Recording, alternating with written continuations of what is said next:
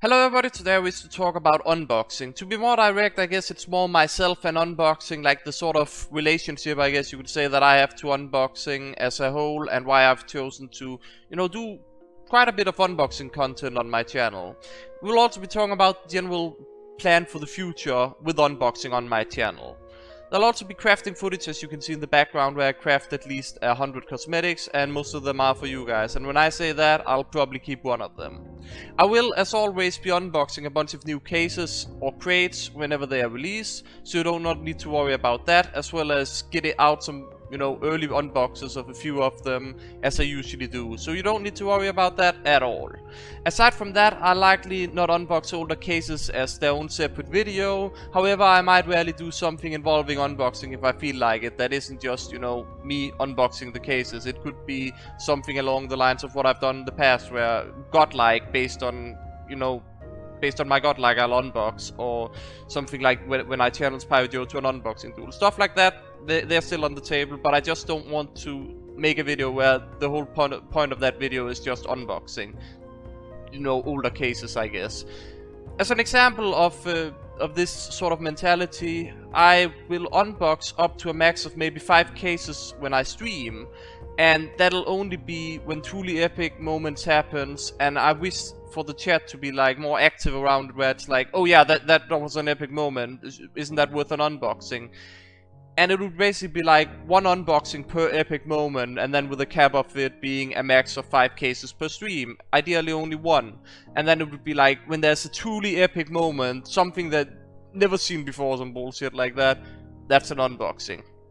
My whole mentality for unboxing have always been, I unbox so you don't have to waste your money. Now, something I've gotten quite a lot is people insulting me or calling me ungrateful due to my reaction when obtaining stuff like an unusually fire. Considering if they had unboxed it, they would be the happiest person alive, and they're wondering why I'm not reacting as if it's my first unusual. They want me to react like, oh, I just got my first unusual, but I'm kind of a veteran with that. To be honest, they're actually wondering why I'm kind of sad, face-palming, or broken at the fact that I got yet another unusually fire, or other such things, like maybe a nuts and bolts unusual. I don't believe I've ever reacted bad on that. I think I tend to react badly if I get a strange unusual hat, though, because I feel like, oh, I could have unboxed the war paint instead. Now, it is in fact my honest reactions that I give when I unbox, and in my earlier days on YouTube I were a bit more monotone and I were a bit more shy, so I were a bit more held back, but nowadays I feel pretty comfortable and I just react the way I feel like when I unbox an unusual, I'm like, how does this make me feel? And then I just react instead of being like, you know what, that is pretty awesome, and I'm just gonna hold back my emotions here because I'm afraid what the internet thinks. Like, that's the kind of mentality I think I used to have, but now I'm just like, screw it, people can think what they want, I'm gonna react like I feel like. Some people might just wonder why I'm annoyed at unusually fire, and sometimes, just bad unboxes, I guess, like low tier unusuals, or as said, the strange unusual hats. And the point is just based on how much I've unboxed in total. How much money I've wasted, how many unusual and unusual fires I've unboxed already, without actually getting anything higher god tier yet. Honestly, sometimes I think accounts, just in general, might have a high chance to unbox their first ever unusual, and afterwards they're very unlikely to get an unusual for X amount of cases. The best way to understand me would be to talk about my entire unboxing history. This is a story of my early days of TF2 and the whole way up until, nowadays. It started in Christmas 2012. I were a trader with a dream at this point, that dream being obtaining a strange gunslinger and some of the new festive strange weapons, and for a long-term plan just having all unlocks in strange. I was quite resourceful at profiting back then. I even noticed how many people paid literally a Nordic key for 2 Nordic crates, and I started visiting casual servers and asking non-traders in the chat on the servers if they wanted a scrap for their Nordic crates, if they intended to let them expire anyways. As you can see, I quickly turned 2 scraps into a Nordic key. I decided to unbox for some of the strange festive weapons with the many keys I earned from trading and hoping to profit off of those so I could get my dream. I didn't actually get much value and I'd been better off just not unboxing. However, I did unbox my first unusual. A nuts and bolts bombing run, if I recall correctly. Fast forward to between 2013 and 2014, I unboxed 363 taunt wheels over a long period of trading and selling the congas and other taunts that I unboxed. I did not get an unusual taunt, unusual taunts back during that time with quite a lot, and bots were still a QNT as well. I kinda decided at one point to just cut my losses and bought a Mega Strikes Conga and a Skill Gun Gains Rancho Laxo, if I recall correctly. I did end up paying, I believe, most of it with my own wallet funds, like my own money. Probably also paid like the rest of the taunts that I didn't manage to sell, as well as all the pure that I've sold some of the taunts for already, to just get both of those taunts. I also decided to buy a Smoking Pencil Pusher, and I was satisfied with my unusuals, my 3 unusuals there. I did later replace the Pencil Pusher with a Smoking Polar Pullover that I still have to this day. Fast forward to Gunmetal. Got myself a Strange Factory New Dahlia and a Dead Reckoner, and was satisfied. And the Dead Reckoner, of course, also being Strange Factory New. I realized weapons could be both unusual and strange at the same time. I feel like you guys know what happened to me after I realized that. Unusual weapons guy. However, before buying the skins I wanted, I tried to unbox them. I unboxed at least 1,000 gunmetal cases, and this happened during a distinctive month where I remember literally just going for 1,000 tries, where it's like, maybe I did like, okay, this week I'm doing like 200. This week I'm doing another 200. And I did that for maybe 4 weeks, where one of the first times I was like, I need another 200.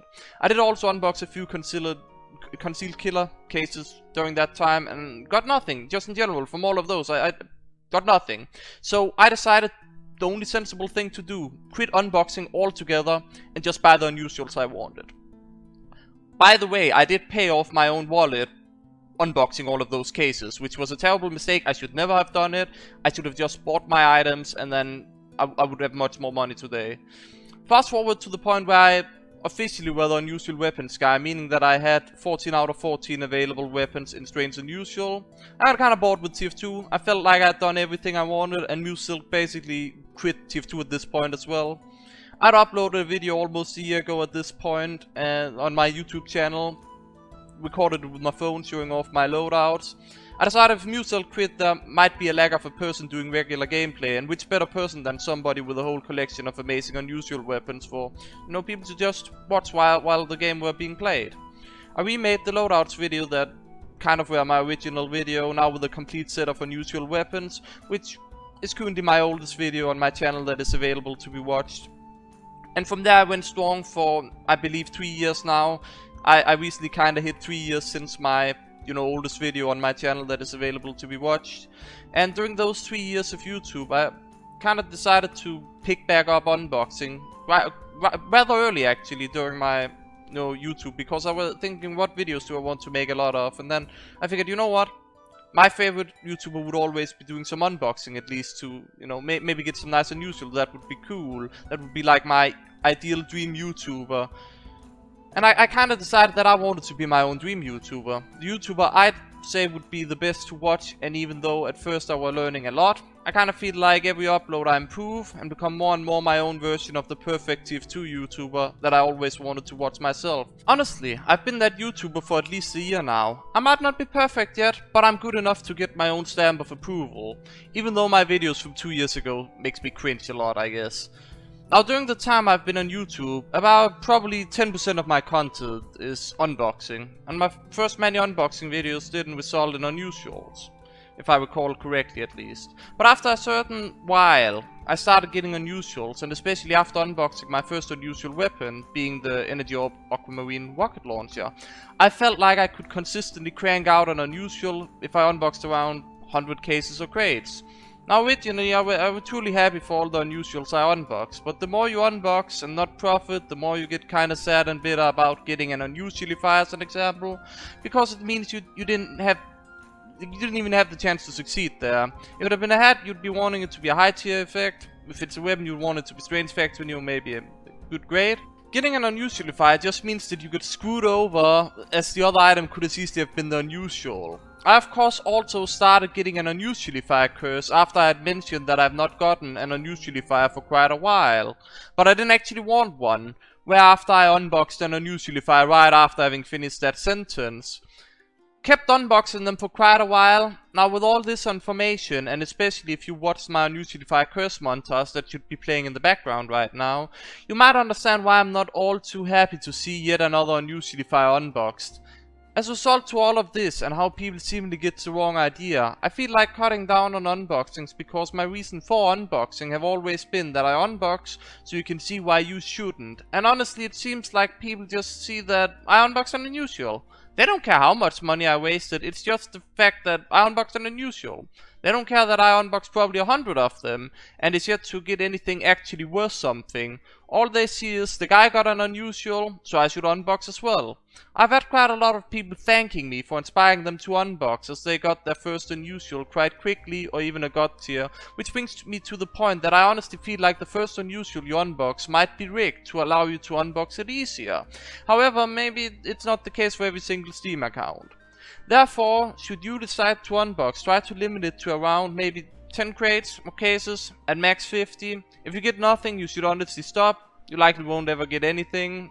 If you however get something, you should also stop, honestly, because you're likely gonna go on a 2k unboxing dry streak like me before unboxing unusuals consistently. The moral of the story, you really shouldn't unbox, even if your reason behind it is to support the game. Let's be honest, the money you put into the game aren't gonna be used to support or develop it anyways. Valve will instead use that money on new projects, like Artifact as an example, and considering how the old Counter-Strike source, I believe, haven't even been shut down, I think even without money being gained from TF2, the game won't be shut down. By the way, all the things I crafted during this video should be available in a raffle in the description below. Regardless, I hope you guys enjoyed this video. Hope to see you again next time.